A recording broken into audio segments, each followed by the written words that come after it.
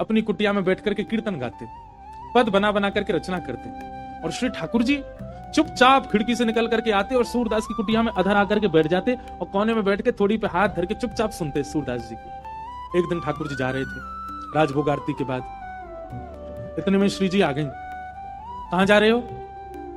ठाकुर जी कहीं ना ऐसे ही जा रहा हूं डोलवे। नहीं नहीं सांची बताओ कहां जा रहे हो?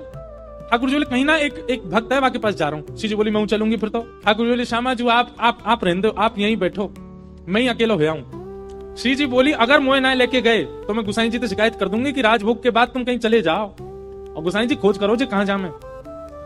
ठाकुर जी श्री जी आपके चरणों में प्रणाम करूं, आप मेरे संग चल दो, पर गुसाई जी तो शिकायत मत करियो मेरी, लेकिन एक बात को वचन दो। मैं बोल कहा उत्थापन आरती तो पहले आमेंगे हम दोनों वापस, मां रुकवे की मत करियो बात। आप बड़ी भोरी हो, बड़ी सहज हो, और वैष्णव चाहे कितनो दीनहीन हो, कितनो भाववार हो, वहां पे कृपा करवे की मत सोच लियो। आपको तो मन है जाए यहाँ पे सब लुटाए दूं, सब दे दूं, ऐसे मत करियो। चुपचाप जानो है, चुपचाप आनो है, और मैं इशारा कर दूं तुरंत उठ के आ जाइयो। श्री जी बोले हाँ मैं आ जाऊंगी। ठाकुर जी हाथ पकड़ के श्री जी को ले गए सूरदास जी की कुटिया में। सूरदास जी गा रहे हैं केसर तिलक मोतिल की माला वृंदावन के वासी, नेह लगाए त्याग गए तृण शम डार गए गल फांसी, अखियां हरि दर्शन की प्यासी, हरि दर्शन की प्यासी, अखियां हरि दर्शन की।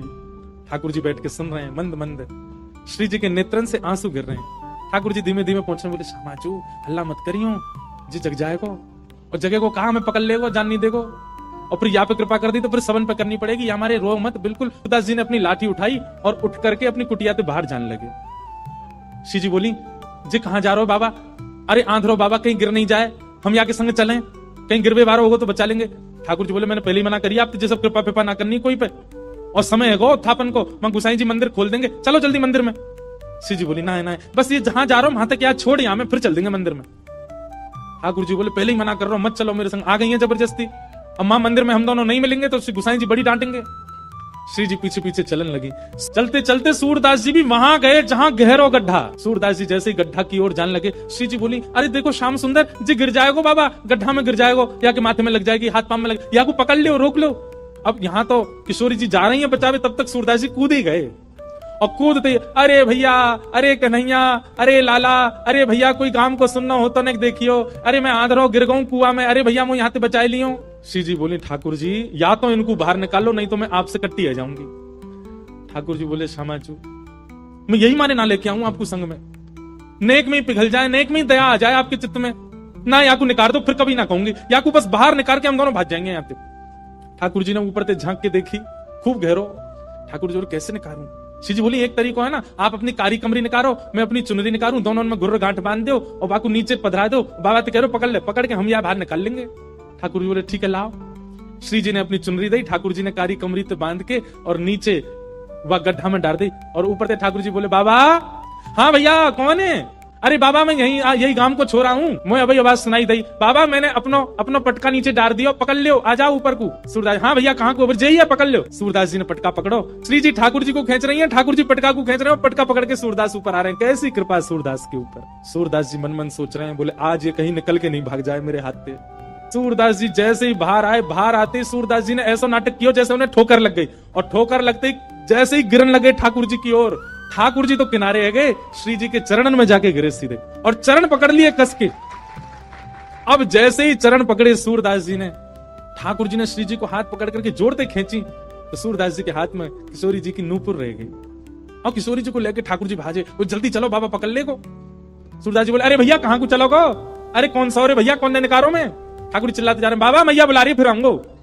थोड़ी दूर जाके श्री जी बोली ठाकुर जी मेरा एक नूपुर है, दूसरा नूपुर मिलना है रो। ठाकुर जी बोले दूसरा ले आऊंगो, अब चलो जल्दी।